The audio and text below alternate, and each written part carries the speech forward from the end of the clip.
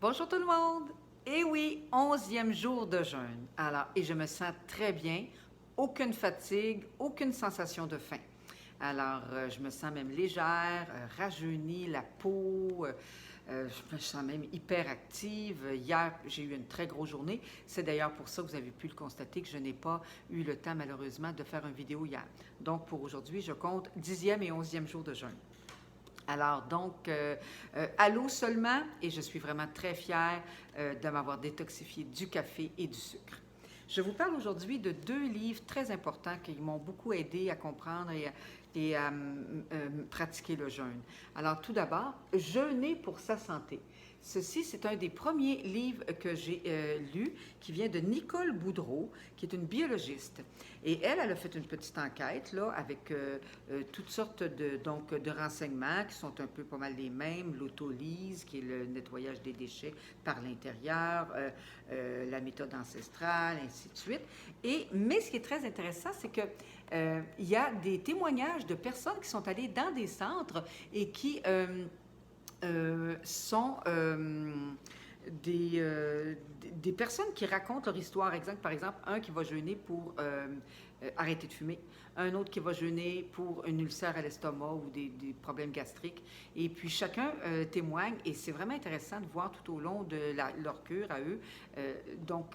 Alors quand on lit ça, quand on jeûne, bien, ça nous aide. Moi, en tout cas, ça m'a beaucoup aidé à me sentir mieux puis à passer au travers des jeûnes que je faisais.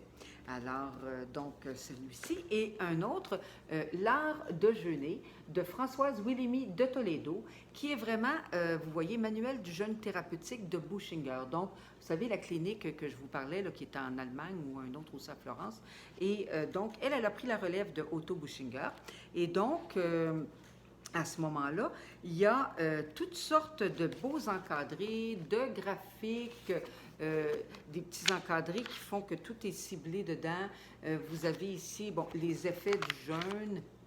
Vous voyez, avec des catégories, des encadrés, très facile à lire, les effets sur le psychisme, le jeûne à la clinique même, comment ça se passe.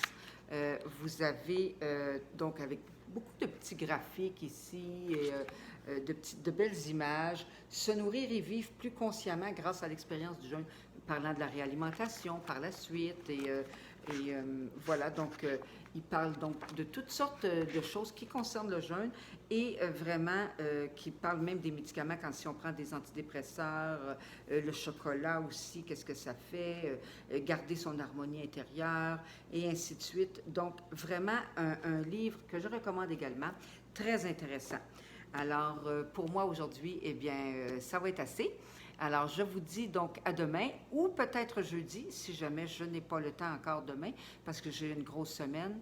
Et voilà, donc, et j'espère que ça vous plaît. Alors, n'hésitez pas à mettre des commentaires, ça me fait très plaisir de vous lire.